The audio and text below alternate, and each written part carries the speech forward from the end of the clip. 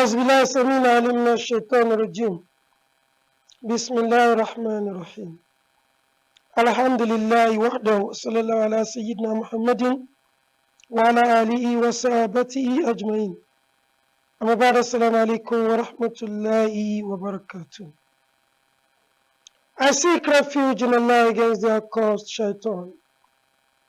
I begin in the mighty name of Allah, the ever gracious, the ever merciful. All praise is due to Allah, we thank Him. We seek Allah's choicest blessings upon our teacher Muhammad Sallallahu Alaihi Wasallam. May Allah continue to bless him, bless members of his worthy household, his courageous companions, and bless all those who will continue to follow their footsteps till the day of accounting. Thereafter, I extend the best courtesy by saying Allah's peace and blessings abide with us.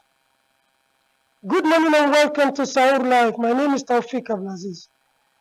We're talking about rights and duties, and we have said that you cannot ask for your right without doing your duties. This morning, we want to look at something very, very similar. Last time I was talking about levels of responsibilities, levels of leadership. We want to take a particular level of leadership, and that is the traditional institutions. What are the roles of traditional rulers in nation building? Without fear of offending anyone, what I've always thought about this institution is that it is either being deliberately made irrelevant, perhaps due to the ignorance of the occupiers of this and operational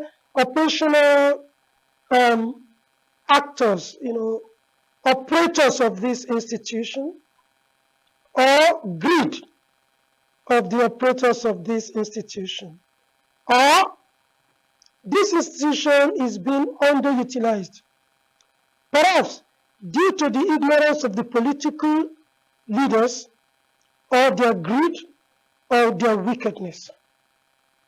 Ordinarily, history tells us that before the colonialists that established this kind of political system came into this country and created Nigeria, each component of this country was ruled by traditional rulers. We even had empires. Some of the empires we had that became relics of Nigeria are Kanem Borno Empire, relics of Zonga Empire. We had a very active Sokoto Empire. We had Oyo Empire in the south. These were ruled by emperors, and provinces were ruled by traditional rulers. When colonialism came and then these people were displaced and retained and created where they didn't exist, and then a government was superimposed on them. Perhaps we are continuing the brushing aside of these traditional institutions across the nation. Perhaps we are deliberately using them to achieve nefarious intentions, objectives, and goals that the colonialists actually used them to achieve. But again, is it not time for the traditional institutions to own their people? Is it not time for the traditional institutions to assert themselves? In my view, the traditional institutions may be the de facto political leadership, because the governor is a citizen in a part of the state where he hails from. So if he goes home, he's just a citizen under his traditional ruler. The traditional ruler will rule for life. The governor is going to be there for 4 years.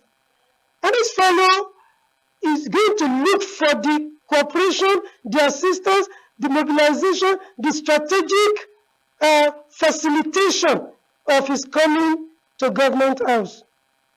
And when he gets there as a governor, he can remove a traditional ruler. This is not awkward. This is not just embarrassing. This is tragic. It is tragic that a governor is the one that will enthrone a traditional ruler when the place is vacant. It is tragic that a governor that will rule for 4 years can remove a traditional ruler. What I'm calling for is a situation where the traditional rulers assert themselves and actually own the political operators. They are their children. The first thing is to tutor them as their fathers.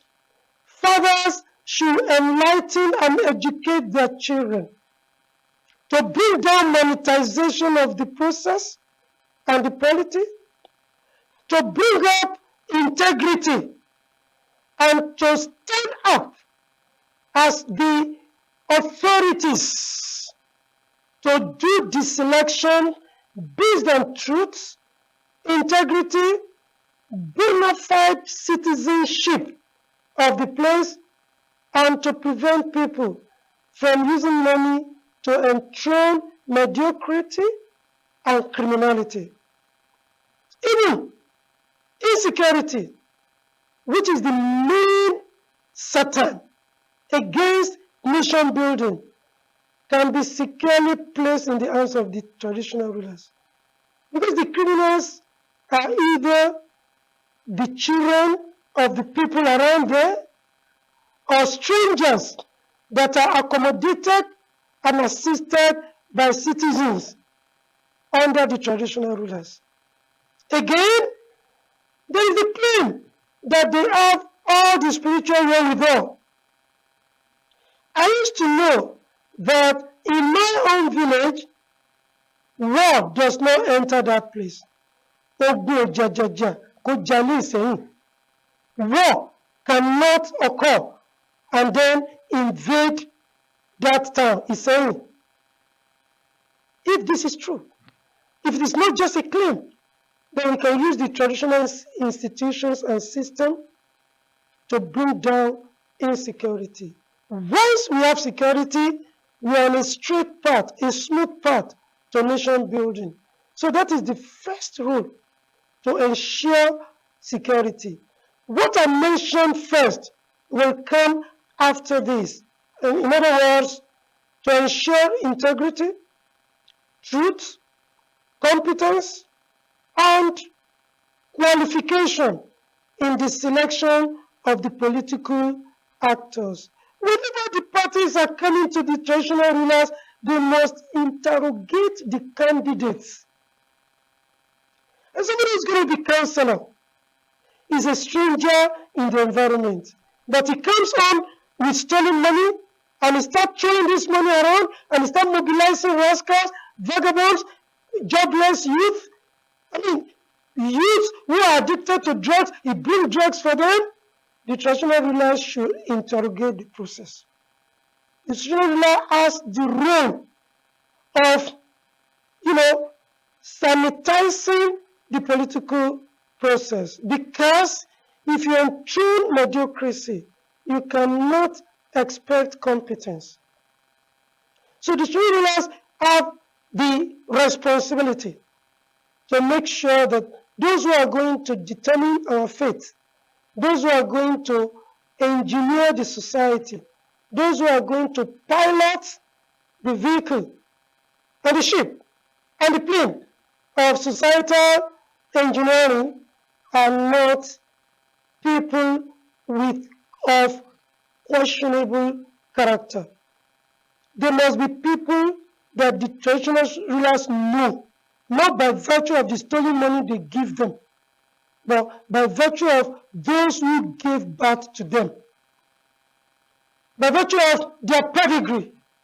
Then if we begin to have qualified, competent, sane, and also morally upright representatives from the grassroots, approved, endorsed by traditional rulers, we can be confident that the society will be built, the nation will be built. But where traditional rulers continue to just collect money from criminals, then we are likely to continue to oscillate around these vicious circles. I ask Allah to empower our traditional rulers, to give them the required faith, to give them contentment, to give them the courage to interrogate the political process, to reject crime, to reject criminalities, to reject money that has been destroying this country, and to insist on being the guardian of the society.